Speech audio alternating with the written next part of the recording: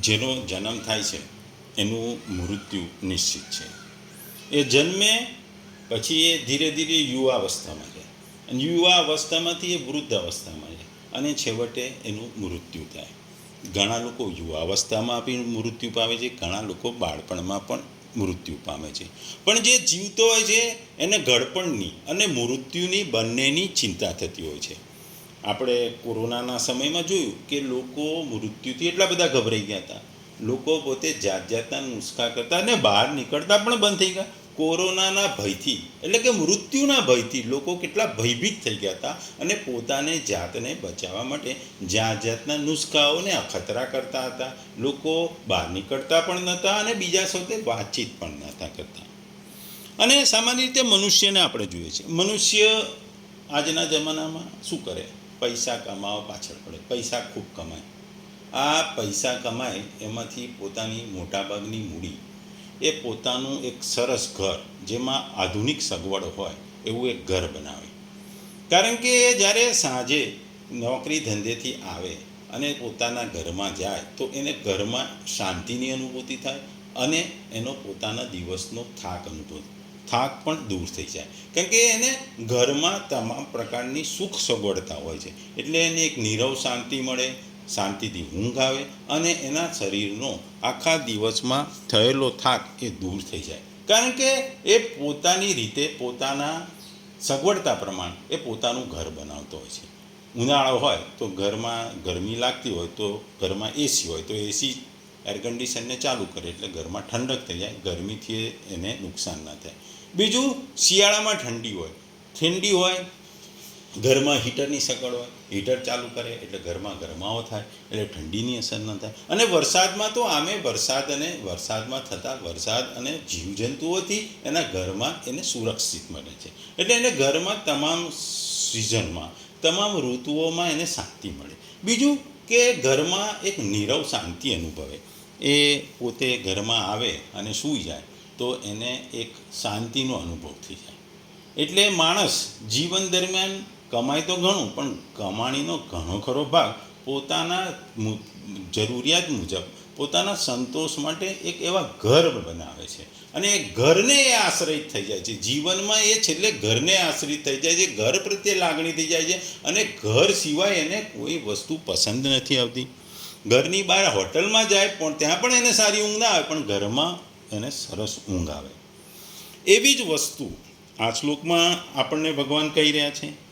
અહીં ભગવાનના આશ્રયની વાત કરે છે, કે ભગવાનને શરણે જવાની વાત કરે છે અને ભગવાનને શરણે જવાથી શું ફાયદા છે એની વાત છે. ભગવદ્ ગીતાનો અધ્યાય 7મો, જ્ઞાન વિજ્ઞાન યોગ અને શ્લોક 29મો. જરા મરણ મોક્ષાય મામ આશ્રિતયંતીએ બ્રહ્મ તદિદુ કૃત્નમ અધ્યાત્મમ કર્મ ચાખિલમ. જરા મરણ મોક્ષાય મામ આશ્રિત યતંતીએ તે બ્રહ્મ તદિતુ કૃતજ્ઞ આધ્યાત્મમ કર્મ ચખિલમ. ગુજરાતીમાં જો આ શ્લોકને આપણે કહીએ તો કે જે બુદ્ધિશાળી મનુષ્યો જરા તથા મરણમાંથી મુક્ત થવા પ્રયત્નશીલ રહે છે અને તેઓ મારી ભક્તિનો આશ્રય ગ્રહણ કરે છે, તેઓ વસ્તુતઃ બ્રહ્મ છે, કારણ કે તેઓ દિવ્ય કર્મો વિશે પૂર્ણપણે જાણે છે. બીજા શબ્દમાં જો આ શ્લોકને કહીએ કે જેઓ મારા શરણે થઈને જરા અને મરણમાંથી છૂટવાનો માટે પ્રયત્ન કરે છે, એ માણસો એ બ્રહ્મને, સમગ્ર આધ્યાત્મને તેમજ સંપૂર્ણ કર્મને ઓળખી લે છે. આપણે જીવનમાં 4 વસ્તુની ભગવાને વાત કરી છે.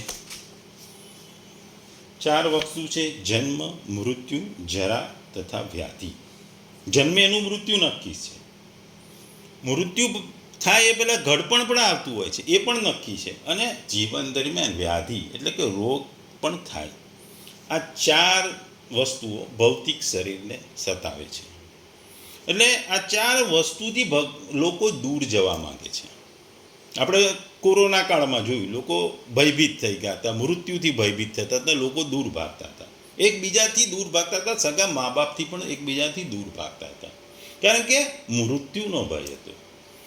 બીજું, મૃત્યુ ઉપરાંત વ્યાધિ, એ રોગ હતો, એ કોરોના નામનો એક વાયરલ રોગ હતો, એનાથી પણ લોકો ભાગતા હતા.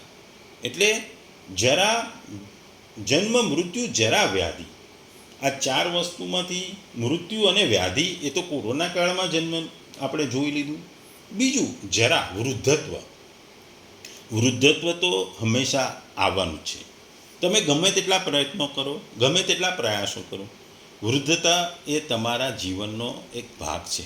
જન્મ્યા છે એનું મૃત્યુ નક્કી છે, અને જન્મ્યા પછી જો તમે લાંબુ જીવો તો તમને વૃદ્ધાવસ્થા આવે છે. આજના જમાનામાં લોકો જોઈએ છે કે જાત જાતની પ્લાસ્ટિક સર્જરીઓ કરાવે, જાત જાતના સ્ટીરોઇડ લે, જાત જાતની દવાઓ લઈને પોતાને યુવાન દેખાવાનો પ્રયત્ન કરે છે.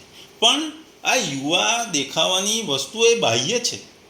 કારણ કે માણસ અંદરથી તો એના જે શરીરના અંગો છે, શરીરની બુદ્ધિ છે, શરીરનું મન છે, તન છે, એ તો વૃદ્ધાવસ્થાથી અસરથી હોય જ છે. ખાલી બાહ્ય અવસ્થા એટલે કે એનું સુંદરતા, દેખાવ, એ પ્લાસ્ટિક સર્જરી કરી, જુદી જુદી વસ્તુઓનો ઉપયોગ કરી યુવાન દેખાવાનો પ્રયત્ન કરવામાં આવે છે. એટલે યુવા દેખાઈ શકો, પણ અંદરથી તો તમે વૃદ્ધ જો છો. તમારી ઉંમર થઈ ગયું એટલે તમારી માનસિકતા પણ એ પ્રમાણે હોય છે, બુદ્ધિ પણ એ પ્રમાણે હોય છે, શરીરના અંગો પણ એ પ્રમાણે કાર્ય કરતા હોય છે.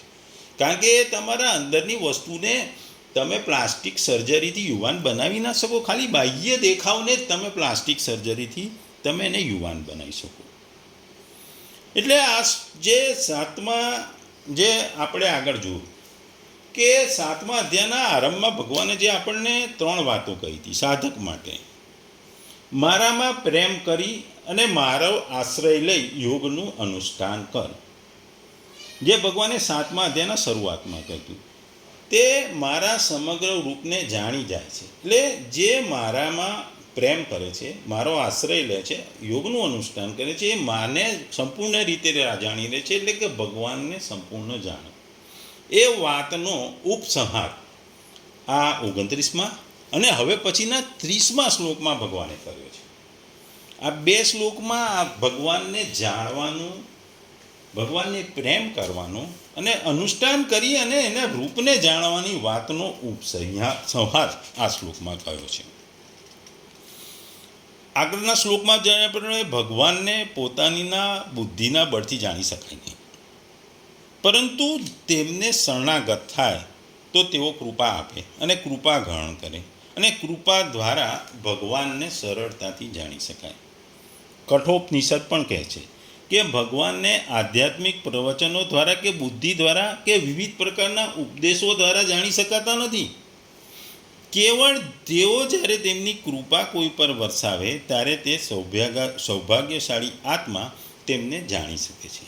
અને જ્યારે કોઈ પણ ભગવાનનું જ્ઞાન પ્રાપ્ત કરે છે ત્યારે તેમની સાથે સંબંધિત બધું જાણી લે છે. વેદો પણ આ વસ્તુને કહે છે, જો તમે ભગવાનને જાણો છો તો તમે બધું જ જાણો છો. ટૂંકમાં આ શ્લોકની જો વાત કરીએ તો આ શ્લોકમાં ભગવાન આપણને કહે છે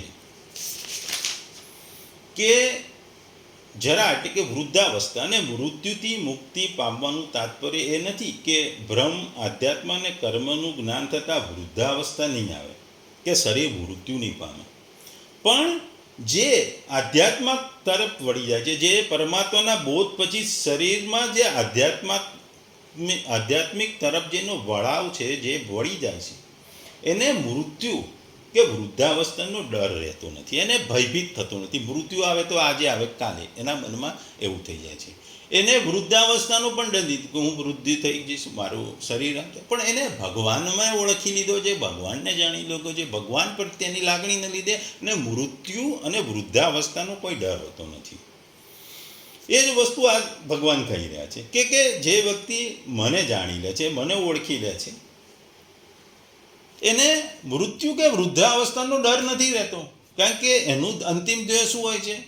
મોક્ષ પ્રાપ્તિ, ભગવત પ્રાપ્તિ, ભગવત કૃપા. એટલે એને મૃત્યુ કે વૃદ્ધાવસ્થાનો ડર નથી હોતો, કારણ કે એ ભગવાનને શરણે થઈ ગયો છે, બધું જ ભૂલી જાય છે. આગળ ભગવાન કહે છે કે જે રીતે કોઈ યુવાન પુરુષ હોય તો ત્યારે તેની ન વૃદ્ધાવસ્થા હોય ન મૃત્યુ હોય. એટલે અત્યારે એ યુવાન સમયમાં એ જરા મરણથી જ મુક્ત છે, પરંતુ એ કાયમ માટે મુક્ત નથી, એ ટેમ્પરરી છે. કારણ કે શરીર જેમ જેમ ઉંમર થાય એમ શરીર વૃદ્ધ થાય અને પછી મૃત્યુ તો આવે જ. એટલે એ જરા અને મરણથી યુવાવસ્થામાં ટેમ્પરરી મુક્ત છે, એ કાયમ માટે મુક્ત નથી. એટલે જેના મનમાં મૃત્યુ અને વૃદ્ધાવસ્થાનો ડર નથી, જેને વૃદ્ધાવસ્થા કે મૃત્યુ વિશે કોઈ ચિંતા નથી, કારણ કે જે ભગવાન સાથે પ્રેમમાં પડેલો છે, ભગવાનને જાણી લીધો છે, કારણ કે એનું ધ્યેય ભગવત પ્રાપ્તિ હોય છે, મોક્ષ પ્રાપ્તિ હોય છે.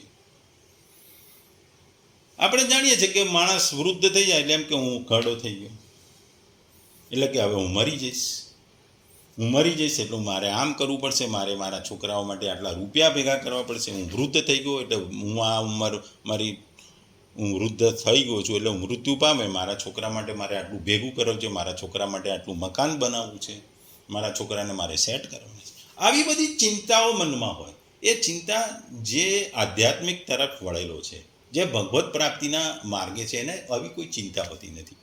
એને મૃત્યુ આજે આવે તો કાલે, વૃદ્ધાવસ્થા તો કે સ્વીકારી લીધી હોય છે કે આવવાની છે અને ફરજિયાત છે, એટલે એનો એને હરખ શોખ નથી હોતો. એટલે આપણે જે જન્મ મૃત્યુ જરા વ્યાધિ દુઃખ દોષાનું દર્શનમ, જે આપણે સંસ્કૃતમાં 8મા અધ્યાયમાં જ્યારે 8મા શ્લોકમાં કહેવામાં આવ્યું છે, 13મા અધ્યાયના, અર્થાત જન્મ મૃત્યુ જરા અને વ્યાધિમાં દુઃખ રૂપોના દોષોને જોવા, એનું તાત્પર્ય એ છે કે શરીર સાથે હું અને મારાપણાનો સંબંધ સમાપ્ત થઈ જશે. જ્યારે મનુષ્ય હું અને મારાપણામાંથી મુક્ત થઈ જશે ત્યારે એ જરા મરણ વગેરેમાંથી પણ મુક્ત થઈ જશે. કેમ કે શરીરની સાથે માનેલો સંબંધ વાસ્તવમાં મૃત્યુનું કે જન્મનું કારણ છે. વાસ્તવમાં એનો શરીરની સાથેનો સંબંધ નથી, એટલે એ દૂર થાય છે, તે જ થાય છે જે વાસ્તવમાં નથી. અહીં આગળ ભગવાને કીધું મામ આશ્રિત્ય યતંતીએ, એટલે કે આશ્રય લેવો, એટલે કે યત્ન કરો. અહીં બે વાતનું કહેવાનું તાત્પર્ય છે. જો મનુષ્ય પ્રયત્ન કરે તો અભિમાન આવે છે કે મેં આવું કર્યું, જેવું આવું થઈ ગયું. અને જો પોતે યત્ન ન કરીને ભગવાનના આશ્રયથી સર્વ કંઈ થઈ જશે એવું માને તો તે આળસ અને પ્રમાદમાં તથા સંગ્રહ અને ભોગોમાં લાગી જાય. એટલા માટે અહીં બે વાતો કરવામાં આવી છે કે શાસ્ત્રની અનુસાર પોતે તત્પરતાથી પ્રયત્ન કરે ને તે પ્રયત્ન કરવામાં તેની સફળતામાં કારણ ભગવાનને માને. એટલે ભગવાને જ આ બધું કર્યું છે, ભગવાન સિવાય આ કોઈ કરી શકે નહીં. બીજું ભગવાન આગળ કહે છે કે તે બ્રહ્મ તત્વ, આ રીતે સાધના કરવાથી તેઓ મારા સ્વરૂપને અર્થાત નિર્ગુણ નિરાકાર છે, જે મન બુદ્ધિ ઇન્દ્રિયો વગેરે વિષયનું નથી, તે પ્રત્યક્ષ નથી, શાસ્ત્રજનો પરોક્ષ રૂપી વર્ણન કરે છે, તે સચ્ચિદાનંદ બ્રહ્મને જાણી લે છે. બ્રહ્મની સાથે તત્ શબ્દ વાપર્યો છે. એક કારણ છે કે પ્રાય બધા જ તત્ શબ્દથી કહેવા આવનારા જે પરમાત્માને પરોક્ષ રૂપે દેખે છે, એવા પરમાત્માનો પણ તેઓ સાક્ષાત અપરોક્ષ રૂપથી અનુભવ કરે છે.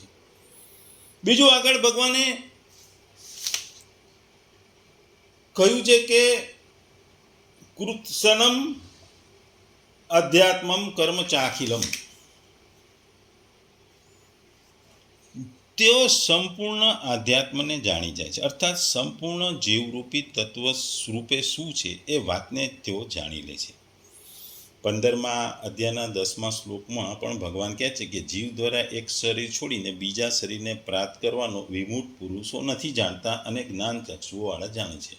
એને જાણવાનું તાત્પર્ય એ નથી કે જીવ કેટલા છે, તે શું કરે છે, તેમની શી ગતિ તે એને જાણી જાય છે, પરંતુ આત્મા શરીરથી અલગ છે અને એ તત્વને જાણી જાય, એ અનુભવ પણ કરે. એટલે આત્મા શરીરનો નાશ થાય છે, આત્માનો કદી નાશ નથી થતો, એ જાણી લે છે. બીજું આગળ કહે છે કે તેઓ સગળા કર્મોના વાસ્તવિક તત્વને જાણી લે છે, અર્થાત સૃષ્ટિની રચના શા માટે થાય છે, કેવી રીતે થાય છે અને ભગવાન તે કેવી રીતે કરે છે તેઓ પણ તે જાણી લે છે. જે રીતે ભગવાને જુદા જુદા વર્ણોની રચના કરી છે, એ જ રચનામાં જીવોના જે ગુણ અને કર્મ છે, અર્થાત તેઓના જેવા ભાવ છે, તેઓ જેવા કર્મ કરે છે, તેમના અનુસાર શરીરની રચના કરવામાં આવી છે. એ વર્ણનો જન્મ થવા પણ આ જ વસ્તુ છે. આપણે જોયું કે 4 વર્ણો છે, એ વર્ણો એના કર્મો પ્રમાણે છે. જે રક્ષા કરતો હોય એ ક્ષત્રિય ગણાય છે, જ્ઞાન આપતો એ બ્રાહ્મણ કહેવાય છે, જે ધંધો કરતો હોય છે એ વૈશ્ય કહેવાય છે, અને જે બીજા બધા ઇતર પ્રવૃત્તિ હોય છે એને શૂદ્ર કહેવામાં આવે છે. એટલે કર્મોના આધારિતે વર્ણ વ્યવસ્થા કરી હતી. અને બીજું, તમારા સારા ખરાબ કર્મોને આધારે તમે જુદી જુદી યોનિઓમાં ફરો છો. એટલે કર્મોને પણ જાણી લે છે. જો ખરાબ કર્મ હોય તો ખરાબ યોનિમાં જન્મ લો છો, અને સારા કર્મો ધીરે ધીરે ભેગા કરીને તમે આગળ વધો તો તમે મનુષ્ય યોનિમાં જન્મ લો છો. અને મનુષ્ય યોનિ એક જ એવી યોનિ છે કે જેનાથી તમે મોક્ષની પ્રાપ્તિ કે ભગવત પ્રાપ્તિ માટેનો પ્રયાસ કરી દો. બીજી બધી યોનિમાંથી ભગવત પ્રાપ્તિ કે મોક્ષ પ્રાપ્તિ મળતી નથી. માણસના એટલે કે મનુષ્ય જન્મમાં જ તમને મોક્ષ પ્રાપ્તિ મળે છે. એટલે આ શ્લોકમાં ભગવાન કહે છે કે વ્યક્તિ જીવનની બીમારીઓને દુઃખોમાંથી મુક્તિ માટે અને તે આનંદ મેળવવા પ્રયત્ન કરે છે, જે સંપૂર્ણ છે. તમામ આધ્યાત્મિક પ્રથાઓ અને ભગવાનને શરણે આ સ્વતંત્રતા અને સંપૂર્ણતાનું લક્ષ્ય છે.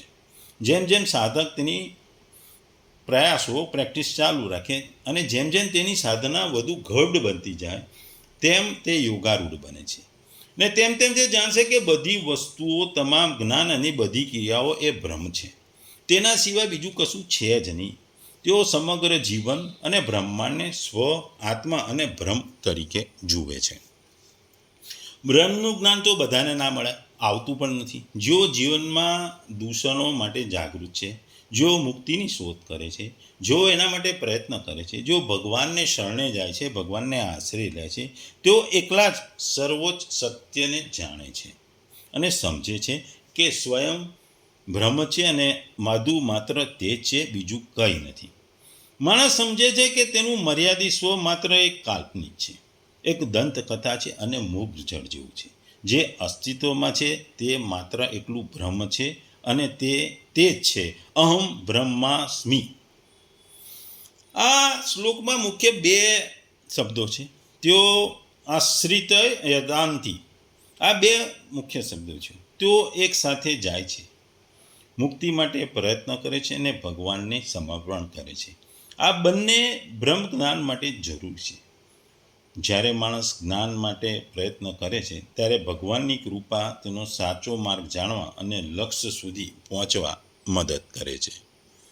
ટૂંકમાં ભગવાન આ શ્લોકમાં બુદ્ધિશાળી મનુષ્યોની વાત કરે છે કે જેઓ ભગવાનને શરણે જાય છે. ભગવાનને શરણે જવાથી તેઓ જન્મ મૃત્યુના ચક્રમાં ફસાતા નથી. એમને જન્મ એટલે કે મૃત્યુ જન્મનો પણ ડર નથી રહેતો, અને વૃદ્ધાવસ્થા અને મરણમાંથી એને કોઈ ભય હોતો નથી. એને ખબર છે કે વૃદ્ધાવસ્થા આવવાની છે અને મારું મૃત્યુ થવાનું છે, પણ એમાં કોઈ જાતનો એમનામાં ભય થતો નથી. અને કારણ કે એઓ ભગવાનને શરણે છે અને ભગવાનની ભક્તિ કરે છે. એટલે જે ભગવાનને શરણે જે ભગવાનની ભક્તિ છે એ પોતાની આત્માને પણ ઓળખી શકે છે કે આત્મા શરીરથી અલગ છે, બ્રહ્મને પણ જાણી શકે છે અને પોતાના કર્મોને પણ એ જાણી શકે છે.